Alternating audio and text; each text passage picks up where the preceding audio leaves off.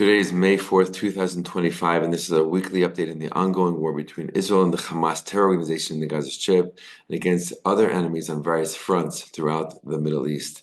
Shalom, my friends. This is the Kiva Gersh with Israel in 5, where we give you everything Israel in 5 minutes. Please like and subscribe. If you have any questions or want to keep the conversation going, please do so below in the comments. Earlier today, it was announced by the IDF that 2 IDF soldiers were killed in the past day in battle in the Gaza Strip. There were 2 young soldiers as part of the elite engineering unit called Yahalom, working in the Gaza Strip. They were entering into a tunnel shaft via a civilian house in the Gaza Strip when an explosion went off. 2 soldiers died, one 20 years old, one 23 years old.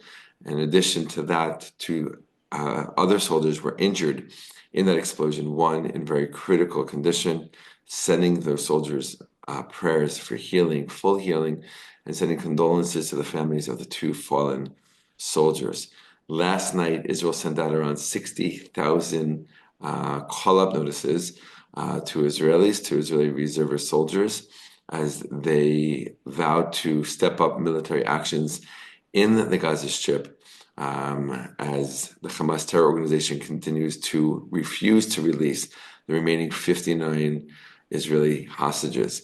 Israel has promised that if they don't, that they will step up military action in the Gaza Strip, with the goal being of taking Hamas fully out of power. Israel controls to date around 40% of the Gaza Strip, and has largely not been met with military action from the Hamas terror organization since the ceasefire came to an end in March, and Israel continued its military actions in the Gaza Strip. Most Hamas operatives are hiding amongst the civilian population there, and besides some guerrilla operations here and there, Israeli military actions have, for the most part, largely been uncontested. But this call-up is a major one, and we will know more information in the coming days what this increased military action by the IDF in the Gaza Strip will look like. But the government has been talking about this for some weeks, and now is carrying out that plan in order to bring about the downfall of the Hamas terror organization from power in the Gaza Strip. We will definitely keep you up to date and posted about this. On another front, the front between Israel and Syria, things have been heating up over the past week. Governmental military factions have launched attacks on the Druze community in southern Lebanon. Israel has vowed to protect them already a while ago, and as a result, Israel has carried out major airstrikes throughout Syria, including around the presidential palace in Damascus, sending a very clear sign that Israel will not tolerate and will not allow these attacks on Jews, Syrian civilians, and are willing to protect them. About 100 Jews were killed in the fighting between Druze civilians and Syrian military personnel.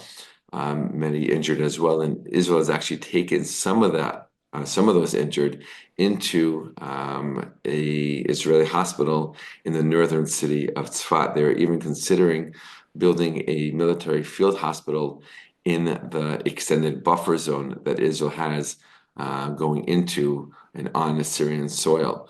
Many Israeli Druze soldiers have been requesting and even demanding that they be allowed to go into Syria to fight to protect their brothers and sisters in Syria.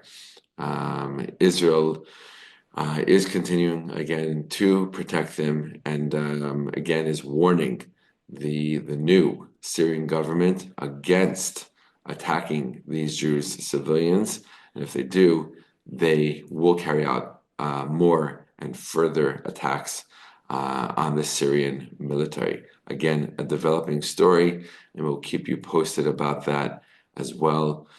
We thank you for your continued support, prayers, and thoughts for Israel with this war that is now well over a year and a half. Israel's longest war, and still fighting Hamas in the Gaza Strip, and still keeping an eye on other fronts and other borders around Israel. The U.S. military continues to carry out airstrikes against the Houthis, who continue to threaten international trade in the waters close to Yemen. And after an additional wave of U.S. military strikes on the Houthis in Yemen, the Houthis have announced that they will ramp up their threats against international shipping, which most likely will bring even more U.S. military strikes. Another front, one that Israel is not directly involved with militarily, but definitely impacted by, and Israel is staying out of that front. Since many weeks ago, the U.S. said they will take care of it for U.S. interests, international interests, as well as Israeli interests.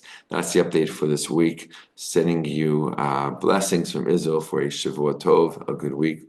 All the best, my friends, and be well.